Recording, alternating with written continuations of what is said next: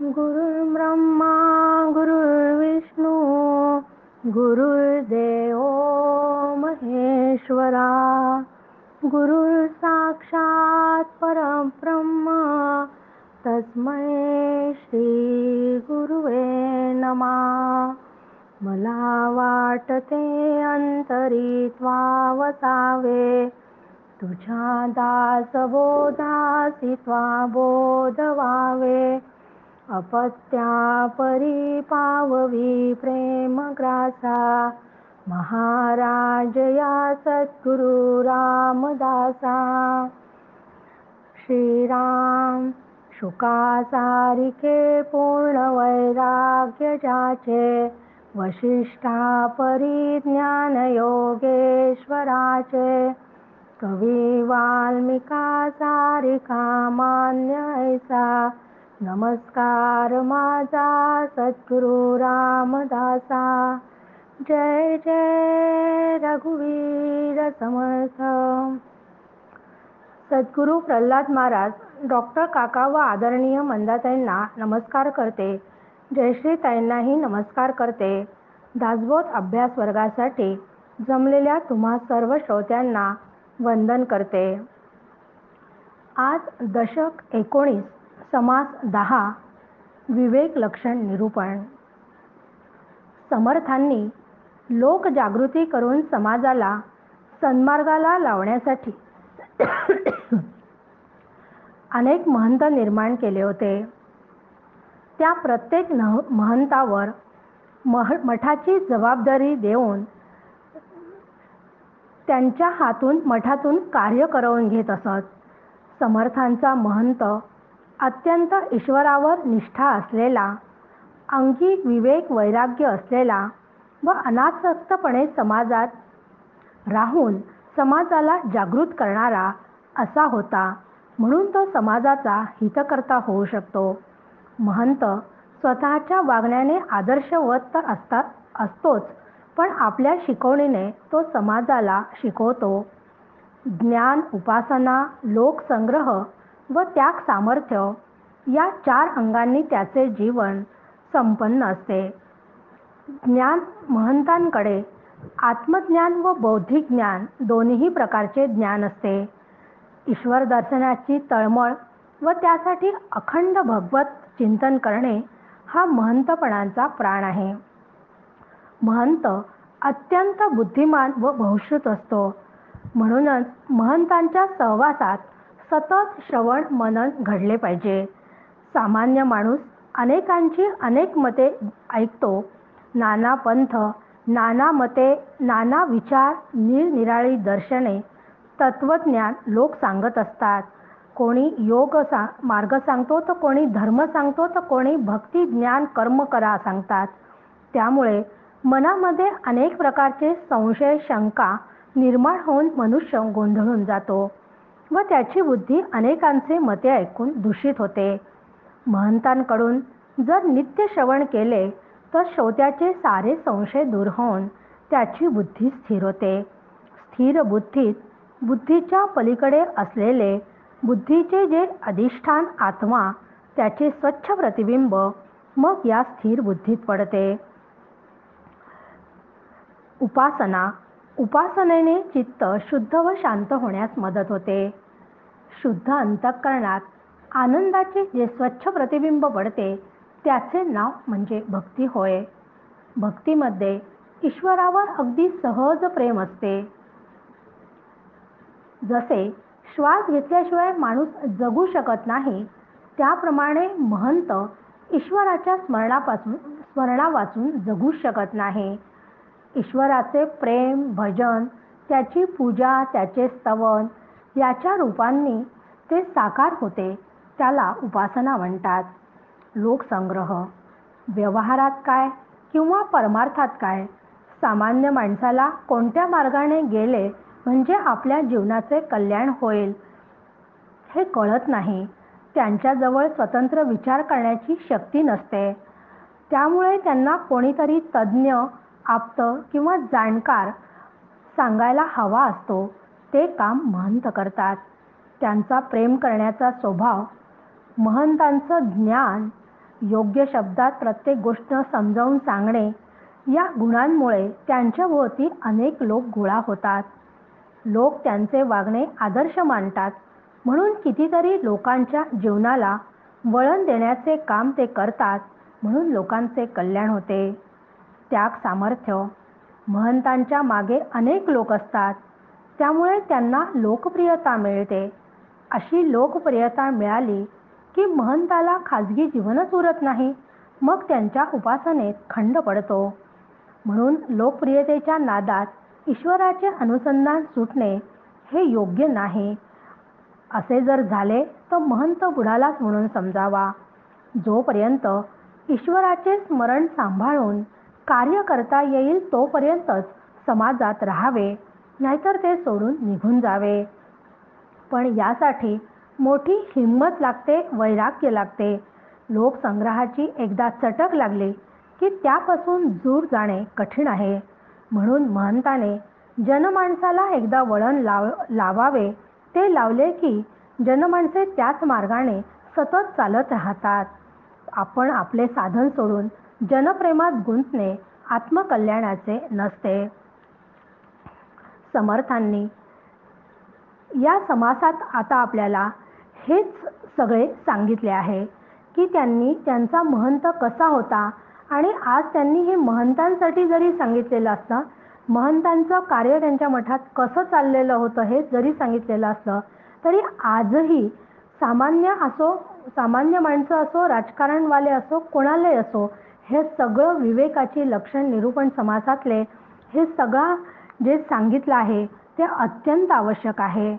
कारण असा ज्ञान, उपासना, लोकसंग्रह, त्याग, सामर्थ्य या 4 अंगांनी ज्याचे जीवन संपन्न झालेले असते, असा महंत कशा पद्धतीने काम करतो हे या समासात त्यांनी सांगितले आहे. मग हा महंत जेव्हा हे काम करतो तेव्हा त्या मठात त्याने तयार केलेल्या समुदायामध्ये तो अखंडपणे चांगले विचार सांगत असतो. त्याच्या समुदायामध्ये अनेक विषयांचे सतत विचार सुरू असतात. म्हणूनच समर्थ पहिल्याच ओवीत सांगतात, येथे अखंड नाना चाळना, येथे अखंड नाना धारणा, जेथे अखंड राजकारणा, मनासी आणती श्रीराम.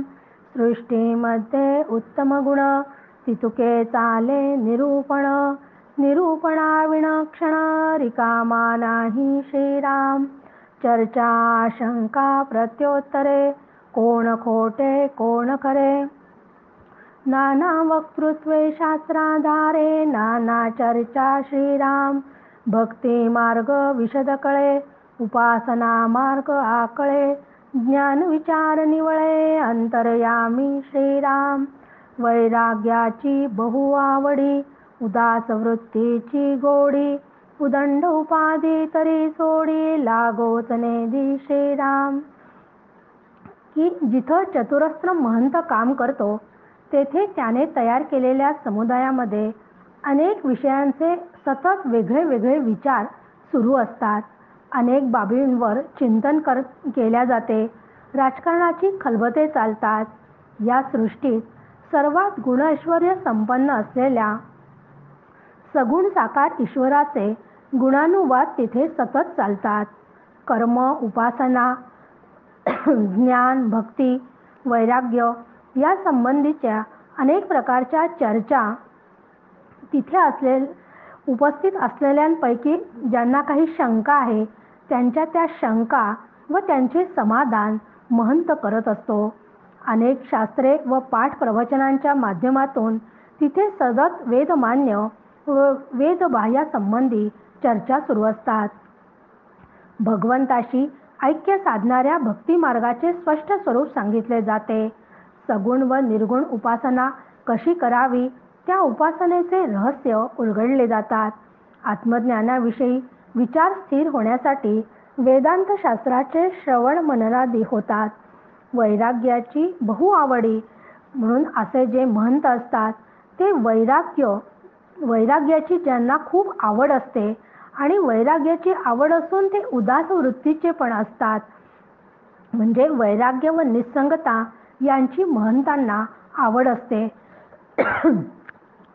कितीही मोठी कामे उभे केले असले तरी क्षणात ती सोडण्याची त्यांची तयारी असते, म्हणजे त्यामध्ये ते आसक्त होत नाहीत.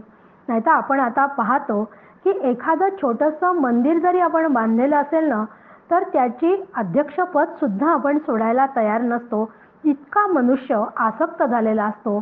पण हा महंत आपल्या मठाचा एवढा मोठा कारभार करतो, पण एवढं मोठं काम उभे करूनही तो क्षणातही त्याची सोडून देण्याची तयारी असते.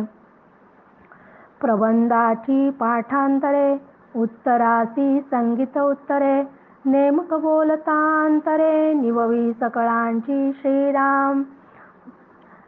गीता उपनिषदाधिकांचे पाठांतर त्यांचे भरपूर असते. विचारलेल्या प्रश्नांची सप्रमाण व तर्कशुद्ध असे उत्तरे देऊन ते अनेकांचे समाधान करतात. आवडी लागली बहुजना तेथे कोणाचे काही चालेना दळबट पडिला अनुमाना येईल कैसा श्रीराम. की अशा या समाजामध्ये अशा इतक्या उत्तम रीतीने तो आपल्या मठाचे कार्य करत असतो, त्यामुळे तो लोकसमुदायाचा अत्यंत आवडता होतो. पण असं आहे ना की जो सगळ्यांचा आवडता असतो, पण त्यालाही कोणी ना कोणी विरोधक असतातच. पण प्रचंड समुदाय जर त्यांचा आवडता असेल तर 2-4 लोकांनी विरोध केल्याने काही त्याला फरक पडत नाही. म्हणून अशा लोकांनी त्याला नावेही ठेवले तरी त्या महंताला मात्र काहीच फरक पडत नाही. कारण महंताचं वागणं त्याच्या बहिरंगावरून लक्षात येत नाही, त्याला त्याच्या स्वरूपाचा अंदाजही लोकांना येत नाही.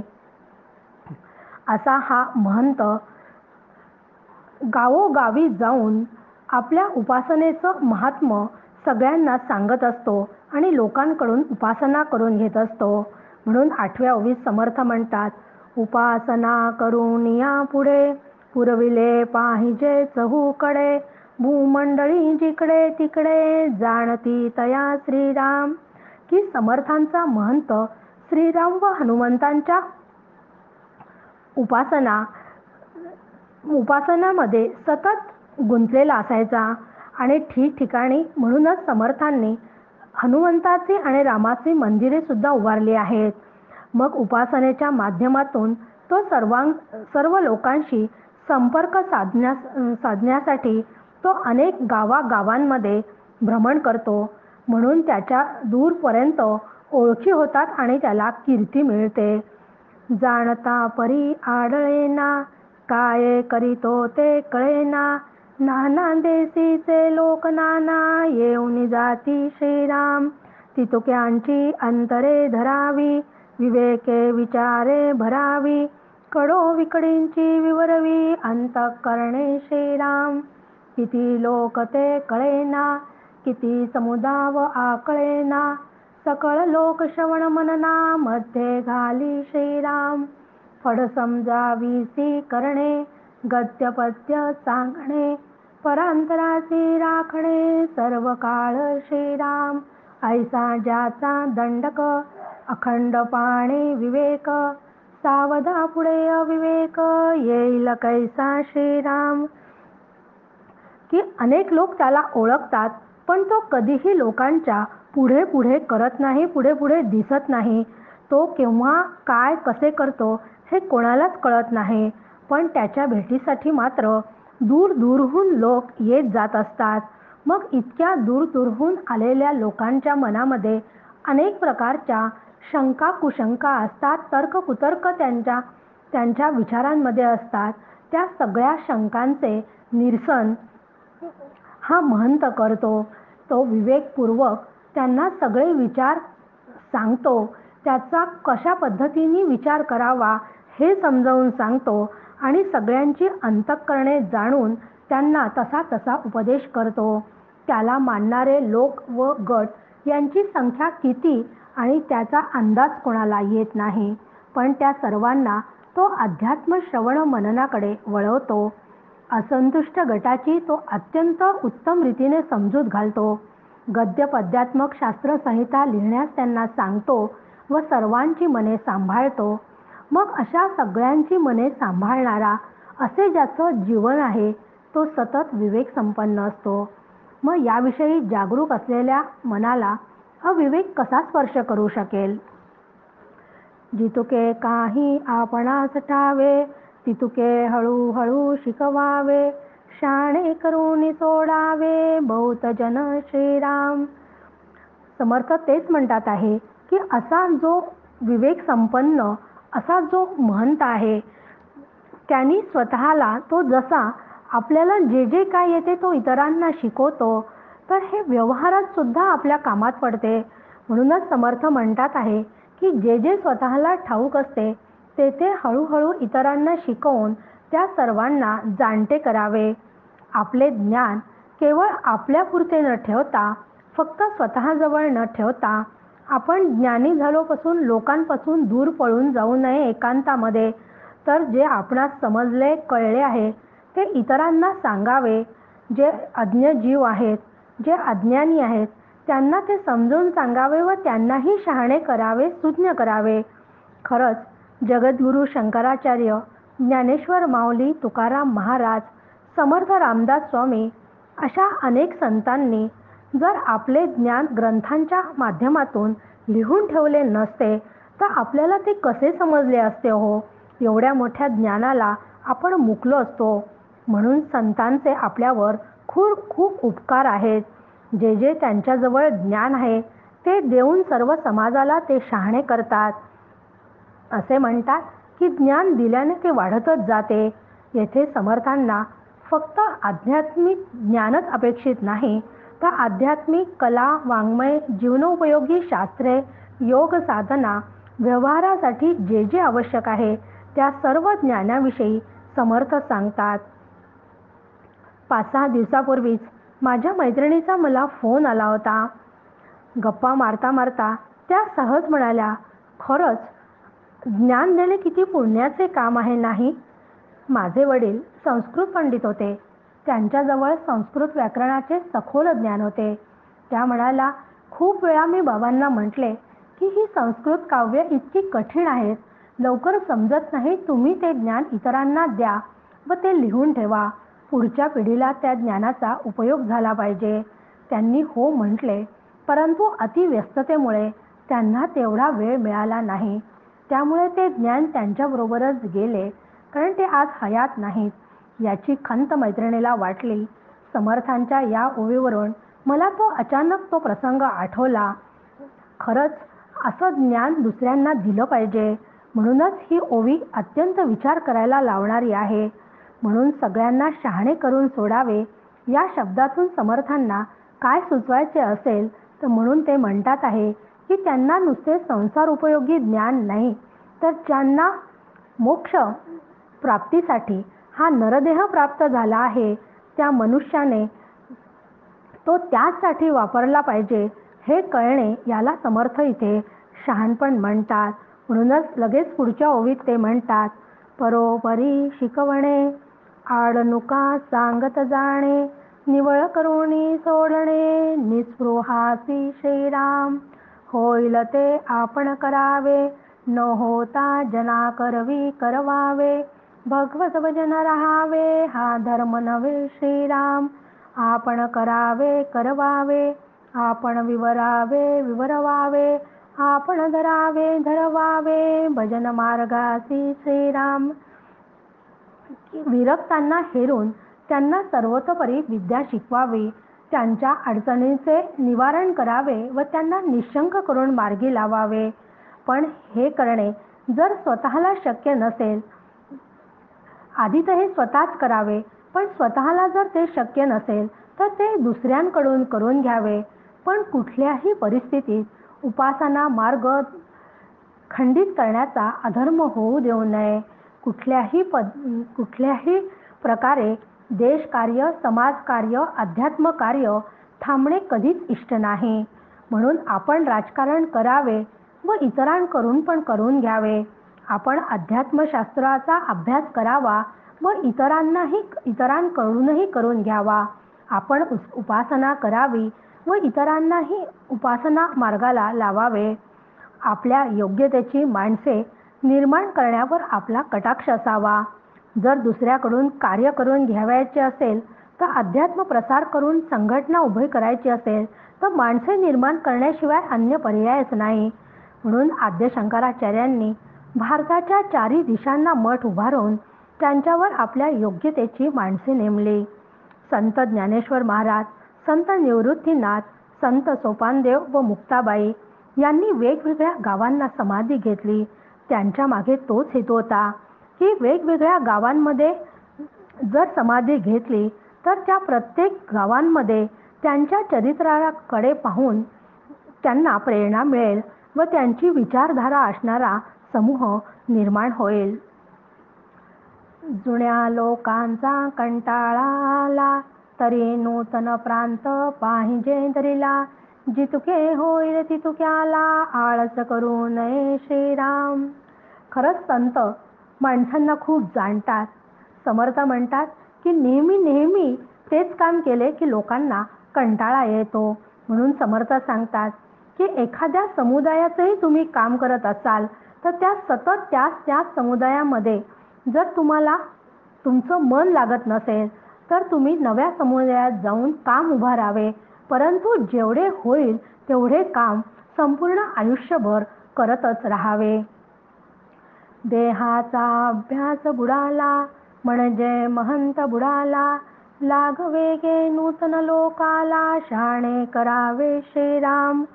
म्हणून महंताने सतत वर सांगितल्याप्रमाणे अभ्यास केला नाही तर त्याची महंती नष्ट होण्याची शक्यता असते. त्याने एकापाठोपाठ एक याप्रमाणे नव्या समुदायाला शहाणे करावे. महंत सतत अभ्यास करणाराच असावा. महंताने जर अभ्यास करणे सोडले तर महंती नष्ट होण्याची शक्यता आहे. याला कारण आहे. कारण देहाचा अभ्यास बुडायला 3 कारणे आहेत. पहिलं म्हणजे वेदांताच्या दृष्टीने देहामध्ये जो देही राहतो म्हणजे आत्मा राहतो, त्याला आपण जीव म्हणतो. त्या जीवाचा ब्रह्मांडातील देहाच्या व्यापक चैतन्याशी असलेल्या ऐक्याचा अभ्यास तो महंत करतो. म्हणजे जीव ब्रह्म ऐक्याचा अभ्यास करत असतो. व्यावहारिक अर्थाने कार्यामध्ये सामील झालेल्या लोकांचा तो अभ्यास करत असतो. भक्तीच्या दृष्टीने सगुण साकार असणाऱ्या रामाची तो सतत उपासना करतो. पण या 3 पैकी कोणताही एक अभ्यास सुटला तरी महंतांची महंती चालत नाही. म्हणून कधीच अभ्यास सोडू नये. उपाधीत सापडो नये, उपाधीस कंटाळो नये. निसुखपणे कामा नये, कोणी एक विषयी श्रीराम. काम नाशणार नासते, आपण वेडे उगेच पाहते. आळसी हृदय शून्यते, काय करू जाणे श्रीराम. म्हणून समर्थ इथं सांगतात की त्याने खूप मोठं कार्य उभं करावं, पण त्याने कार्यात आसक्त कधीही राहू नये आणि कामाचा कंटाळा कधीच करू नाही. कुठल्याही प्रकारे आळस केला असता कामा नये. की जे काम होण्यासारखे नसते ते तर कधी होतच नाही. पण आसक्त जर माणूस त्या कामात झाला तर आसक्त माणूस त्या अपयशाने अडकून पडतो. व जो आळशी व मनापासून काम करत नाही त्याला काय बरे जमणार आहे. म्हणून समर्थ म्हणतात, धकाधकीचा मामला, कैसा घडे अशक्ताला. नाना बुद्धी शक्ताला, म्हणून शिकव्यावा श्रीराम. की प्रपंच व परमार्थ दोन्हीकडे अत्यंत कष्ट करूनच कुठलीही गोष्ट मिळवता येते. त्याला आपल्या कामाचे ज्ञान कितीही पडले तरी ते कष्ट सहन करण्याची ताकद, त्यासाठी लागणारा पैसा, सर्व सामर्थ्य असणाराच दगदगीची कामे करू शकतो. अशक्ताला ते जमणे कधीही शक्य नाही. अगदी त्याचप्रमाणे महंताने आपल्या कार्याचा व्याप वाढविल्यानंतर ज्या सहकार्यांची आवश्यकता असते ते सहकारी निवडताना त्यांच्याजवळ बुद्धी, शक्ती किंवा संपत्ती यातील एकतरी सामर्थ्य असले पाहिजे. अशांनाच व्यापासंबंधी सर्व युक्त्या ज्ञान देऊन प्रत्यक्ष कार्याला लावावे. व्याप होईल तो रहावे, व्याप राहता उठून जावे. आनंद रूप फिरावे, कोठे तरी श्रीराम. की जोपर्यंत काम करण्याची आपल्यामध्ये ताकद आहे, आपली कार्यक्षमता आहे, तोपर्यंत काम करतच राहावे. आणि जेव्हा असं वाटते की आता मी हे काम करू शकत नाही, तेव्हा ते सोडून आनंदाने स्वतः आत्मचिंतनात राहावे. जो उपाधीपासून सुटला तो निस्पृहपणे बळावला, जिकडे अनुकूल तिकडे चालिला, सावकाश श्रीराम. म्हणून जो उभारलेल्या कार्यापासून योग्य वेळी दूर जातो, तेव्हा त्याची निस्पृहता वाढते व तो जिकडे अनुकूलता असेल तिकडे शांतपणे जातो. कीर्ती पाहता सुख नाही, सुख पाहता कीर्ती नाही, केल्याविणा काहीच नाही कोठे तरी श्रीराम. की माणसाला जर कीर्ती हवी असेल तर त्या देहाला त्याला ओंजारून गोंजारून ती मिळत नाही.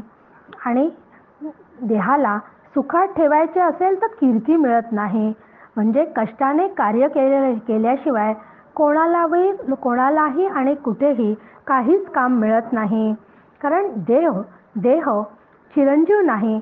म्हणून त्या देहाला केवळ सुखात ठेवले तर ज्यासाठी हा देह मिळाला आहे त्या मोक्षासाठी तो वापरला नाही, म्हणजे आत्मज्ञानासाठी कष्ट केले नाही, तर जीवनाचा फेरा कधी संपणारच नाही. म्हणून आजपर्यंत कष्टाशिवाय कुणाला कधीच काही मिळालेले नाही असे दिसते. साध्या रोजच्या जीवनात पोट भरण्यासाठी तर किती कष्ट करावे लागतात. दिवसभर लोक काम करतात तेव्हा रात्री जेवायला मिळते. परंतु मनुष्य ते आनंदाने करतो, कारण त्याला माहिती आहे की हे कष्ट करण्याशिवाय दुसऱ्या पर्यायच नाही आहे. त्यातच खरे त्याला सुखही वाटते. पण खरे सुख मिळवण्यासाठी जे करायला हवे, म्हणजे समर्थांना इथे अध्यात्म ज्ञान म्हणायचं आहे की खरे सुख मिळवण्यासाठी जे करायला हवे त्याचा मात्र आपण कंटाळा करतो, साधनेमध्ये कंटाळा करतो, अभ्यास करण्याचा कंटाळा करतो. म्हणून समर्थ म्हणतात की असा कंटाळा करून चालणार नाही. जर खरे सुख मिळवायचे असेल तर एरवी काय राहते, होणार ती चुके होऊन जाते, प्राणी मात्र शक्तते पुढे आहे श्रीराम. आधीच तकवा सोडिला, मध्येची दिवसा सांडिला, तरी संसार हा शेवटाला कैसा पावे श्रीराम. की जे व्हायचे आहे ते कोणा वाचूनही अडत नाही, ते होऊनच जाते. पण दुर्बळांची लक्षणे पुढे आहेत. म्हणून ते समर्थ पुढच्या ओवीत सांगतात की कामे उभे राहण्याआधीच धीर सोडणे, काम चालू असतानाच हातपाय गाळणे अशी लक्षणे असतील तर हे जीवन कसे शेवटाला जाईल. म्हणून समर्थ म्हणतात संसार मुळीच नासका, विवेके करावा नेटका, नेटका करिता फिका होत जातो श्रीराम. की संसार मुळीच नासका आहे, म्हणजे तो नाशवंत मिथ्या माईक आहे. या संसारातील प्रत्येक गोष्टीला उत्पत्ती स्थिती लय आहे, म्हणून तो नाशवंत नष्ट होणारा आहे. या संसारातील माझे घर, घरातील सर्व वस्तू व त्या घरात राहणारी मी म्हणजे माझा देह, हे सगळे एक दिवस संपणार आहे. असे असतानाही या नश्वर संसारासाठी माणूस सुखासाठी मरतच असतो व संसार करतच शेवटी तो मरतोय व पुन्हा संसार करायला जन्माला येतो. असे हे दुष्टचक्र अविरतपणे सुरूच असते. म्हणून हा संसार नासका आहे, तरीही त्याला सत्य खरा समजून जीव या संसारात आसक्त राहतो. मग या नासक्या संसारातून सुटका करावयाची असेल तर काय करावयास हवे याचे उत्तर समर्थ पुढच्या चरणात देतात. तुम्ही संसार करा, परंतु तुम्हाला संसार सत्य वाटतो तो तसा सत्य नाही हे विवेकाने समजून घ्या. म्हणजे तो असत्य आहे हे एकदा समजले की हळूहळू त्याचे मिथ्यत्व लक्षात आले की व्यवहार दृष्टीने तो संसार न्याय नीती धर्माने वैभव संपन्न करून त्यावरील ममत्व आसक्ती विचारांनी कमी करावी. म्हणजे समर्थ म्हणतात तसा नेटका संसार होईल. नेटका म्हणजे गरजेपुरता संसार. आवश्यक गरजा म्हणजे अन्न वस्त्र निवारा एवढ्या मर्यादित गरजांनी संसार करावा. अनावश्यक गरजा न वाढवता हे पाहिजे ते पाहिजे अशा सतत इच्छा मनात धरवणे थांबवले पाहिजे. जीवनाला आवश्यक तेवढ्याचीच पूर्तता करता आली तर तो संसार गरजेपुरता होतो. आवश्यक तेवढ्याच गरजा ठेवून संसारात निरासक्त होऊन निष्काम भावनेने राहून संपूर्ण संसार ईश्वरार्पण बुद्धीने शास्त्र मर्यादेत आणि निरंकारी वृत्तीने केला तरच तो संसार नेटका होतो आणि मग तो फिका होत जातो. फिका झाला की संसार शक्ती हळूहळू कमी होते. तसा तसा आपल्याला मुक्तीचा मार्ग मोकळा होतो. ऐसा याचा जिनसाना पाहता कळो येते मना, परंतु धीर सांडावाना कोणी एके श्रीराम. धीर सांडिता काय होते अवघे सोसावे लागते, नाना वृत्ती नाना मते शहाणा जाणे श्रीराम. की म्हणून या संसाराचा मिथ्यत्व लक्षात घ्यावे, विचारांनी ते नीट समजून घ्यावे. त्यासाठी जेव्हा हे मिथ्यत्वाचा निश्चय करण्यासाठी साधनेने ते समजून घेऊन साधना करावी लागते. त्या साधनेसाठी चिकाटी, धैर्य, सातत्य हवे. परंतु तुम्हा आम्हाला मात्र परमार्थ मार्गात प्रवेश केला, 2-4 पारायणे केली, थोडाफार ध्यानधारणा केली, जप उपासना असे 2-4 वर्ष करत नाही तर असे वाटते की मला अनुभव यावा, काहीतरी प्रचिती यावी, ईश्वर दर्शन मला व्हावे. तसे झाले नाही तर लगेच त्यावरचा अध्यात्मावरचा विश्वास उडतो आणि संसारच बरा असे वाटायला लागते. लगेच यात काही नाही, तथ्य नाही म्हणून आपण ते सगळं सोडून देतो. मग असे धैर्याने जर साधन केले नाही तर मग ये रे माझ्या मागल्या पुन्हा पुन्हा जन्ममृत्यूचे फेरे मारतच बसा व सुखदुःख सोसतच बसा. म्हणून तुकाराम महाराज म्हणतात, नाही चालत तातडी प्राप्त काळ घडी आल्या विणा, धीर धरी रे धीर धरी धरी धीरापोटी असते फळे रसाळ गोमटी. म्हणून जो बुद्धिमान असतो त्यालाच असे अनेक विचार व मते समजतात. आपणही अशा धीराने विवेकाने आपली साधना चालू ठेवूयात. जय जय रघुवीर समर्थ.